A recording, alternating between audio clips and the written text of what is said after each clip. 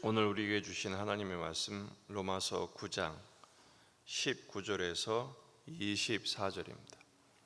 로마서 9장 19절에서 24절 말씀 함께 읽겠습니다. 혹 내게 말하기를 그러면 하나님이 어찌하여 허물하시느냐 누가 그 뜻을 대적하느냐 하리니 이 사람아 내가 누구이기에 감히 하나님께 반문하느냐 지음을 받은 물건이 지은 자에게 어찌 나를 이같이 만들었느냐 말하겠느냐 토기장이가 진흙 한 덩이로 하나는 귀에 쓸 그릇을 하나는 천이 쓸 그릇을 만들 권한이 없느냐 만일 하나님이 그의 진노를 보이시고 그의 능력을 알게 하고자 하사 멸하기로 준비된 진노의 그릇을 오래 참으심으로 관용하시고 또한 영광 받기로 예비하신 바 긍휼의 그릇에 대하여 그 영광의 풍성함을 알게 하고자 하셨을지라도 무슨 말을 하리요 이 그릇은 우리니 곧 유대인 중에서뿐 아니라 이방인 중에서도 부르신 자니라. 아멘. 본문에 계시된 주님은 어떤 분이십니까? 진노의 그릇을 긍휼의 그릇으로 바꾸셨습니다. 하나님의 주권적인 선택에 대해서 반문을 하죠. 하나님을 비난하고 있는 것입니다. 뭐라고 비난하느냐? 하나님은 불공평하시다. 바로의 마음을 완악하게 했다는 것은 결국 하나님이 악의 시작인 꼴이 되지 않겠느냐라는 것이죠. 세상의 악이 하나님 탓이다라는 것입니다. 그것에 대하여 바울은 어찌하여 하나님을 비난하느냐? 하나님은 비난의 대상일 수 없다라는 것입니다. 19절, 20절 혹 내게 말하기를 그러면 하나님이 어찌하여 허물하시느냐? 이 허물한다는 말은 비난받을 만한 것이란 뜻입니다. 어떻게 하나님을 비난하느냐라고 오히려 비난하고 있죠. 이 사람아 내가 누구에게 감히 하나님께 반문하느냐 책망하죠. 도대체 어떻게 하나님을 비난할 수 있느냐? 이 말은 피조물이 창조주를 비난할 수 없다라는 것입니다. 왜냐? 그렇게 되면 화가 있기 때문입니다. 이사야 45장 9절 질그릇 조각 중 한 조각 같은 자가 자기를 지으신 이와 더불어 다툴진대 화 있을진저 진흙의 토기장에게 너는 무엇을 만드느냐 또는 내가 만든 것이 그는 손이 없다 말할 수 있겠느냐 아버지에게는 무엇을 낳았소 하고 묻고 어머니에게는 무엇을 낳으려고 해산의 수고를 하였소 하고 묻는 자는 화 있을진저 어떻게 피조물이 창조주에게 그렇게 불경할 수 있겠느냐라는 것이죠. 그러면서 바울은 창조주의 권한을 20절 하반절부터 이렇게 설명합니다. 21절부터 보십시다. 토기장이가 진흙 한 덩이로 하나는 귀에 쓸 그릇을 하나는 천이 쓸 그릇을 만들 권한이 없겠느냐. 토기장이와 진흙의 비유를 말하죠. 진흙 한 덩이로 토기장이는 귀 쓸 그릇을 만들 권한이 있고 또 때로는 천한 그릇을 만들 권한이 있다는 것입니다. 피조물은 진흙 한 덩이에 불과하다라는 것입니다. 이사야 64장 8절 그러나 여호와여 이제 주는 우리 아버지시니이다 우리는 진흙이요 주는 토기장이시니 우리는 다 주의 손으로 지으신 것이니이다. 창조주의 능력을 지금 드러내고 있습니다. 창조주는 더 귀한 그릇을 만들 수도 더 천한 그릇을 만들 수도 있어요. 문제는 천하게 하기 위해서 천한 그릇을 만든 게 아니란 것입니다. 토기장이의 마음이고 토기장이의 권한입니다.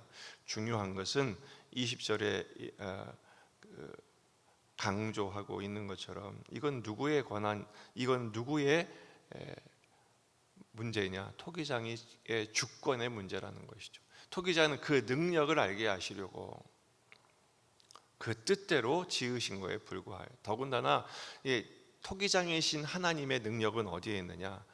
천한 그릇이나 또 귀한 그릇이나 하나님이 다 쓸모있게 귀히 쓰시려고 만드는 것이죠. 중요한 것은 그 그릇이 얼마나 깨끗하여 주인의 용도에 맞게 쓰임 받느냐. 금 그릇일지언정 은 그릇일지언정 심지어 토기로 만든 그릇일지언정 귀하게 쓰임 받는 것이 중요하지 무엇으로 지어졌느냐는 그렇게 중요하지 않아요. 요즘 사람들 금 그릇, 은 그릇 타고나기 것에 대해서 스스로 자조하고 비난하지만 그것이 중요하지 않다는 것입니다. 토기장이신 하나님의 주권의 문제는 긍휼을 베푸신 목적에서 드러납니다. 22절 보면 만일 하나님이 그의 그 진노를 보이시고 그의 능력을 알게 하고자 하사 멸하기로 준비된 진노의 그릇, 이 진노의 그릇에 대해 어떻게 하십니까? 오래 참으심으로 관용하십니다. 준비된 진노의 그릇, 멸하기로 준비된 것이죠. 우리가 딱 그 진노의 자녀로 이미 정해져 있었어요. 그런데도 오래 참으심으로 관용하십니다.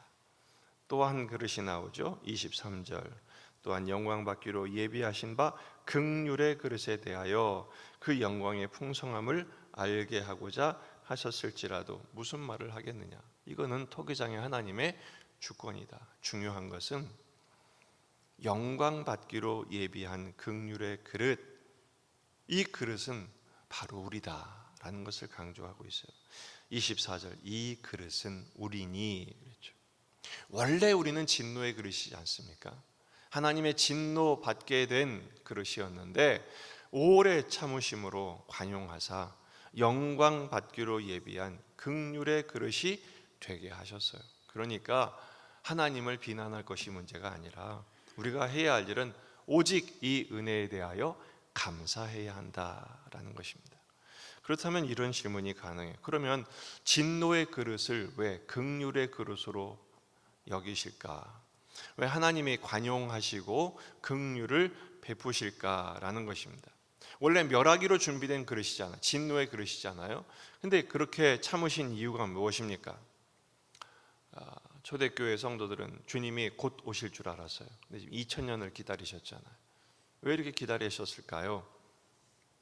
그 이유는 첫째, 한 사람까지 돌아오기를 원하시기 때문입니다. 한 사람이라도 돌아와 구원받기를 원하시기 때문에. 에스겔 33장 11절 하반절을 보면 나는 악인이 죽는 것을 기뻐하지 아니하고 악인이 그의 길에서 돌이켜 떠나 사는 것을 기뻐하노라. 이스라엘 족속아 돌이키고 돌이키라. 너희 악한 길에서 떠나라. 참으시는 하나님. 그렇지 않습니까? 여러분 자식들이 속을 새기는데 이 관두자 뒤집어 엎을 부모가 어디 있습니까? 기다리죠. 아버지 하나님의 마음인 것입니다. 하지만 두 번째, 끝까지 돌이키지 않는 죄인들이 핑계하지 못하게 하시기 위함이에요. 그렇다고 해서 무한정 기다리시지는 않는다라는 것입니다. 때가 반드시 옵니다.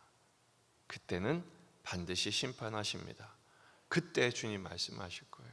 내가 끝까지 기다렸다. 기다릴 만큼 기다렸다. 그러나 너희가 돌이키지 않았다. 핑계하지 못하게 하시는 것이죠.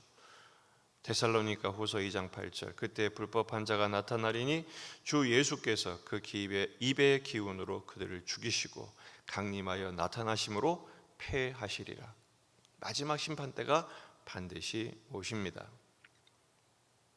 반드시 그 최후의 심판에 갚으실 때가 오는데 성도들에게 갚으시는 것과 또 저들에게 갚으시는 것이 다릅니다.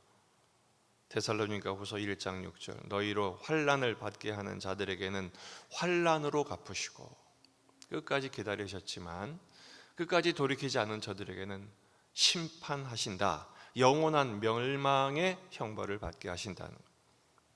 당신의 백성들에게는 어떻게 하십니까? 긍휼의 그릇으로 바꾼 우리들에게는 환난을 받는 너희에게는 우리와 함께 안식으로 갚으시는 것이 하나님의 공이시니 그랬어요. 우리가 이 그릇이다. 얼마나 감사합니까? 그러므로 오늘 본문의 말씀을 이렇게 적용합니다. 이 긍휼을 확신하십시오. 오늘 우리가 고난의 삶을 살게 돼요. 환난의 지경을 통과해야 합니다.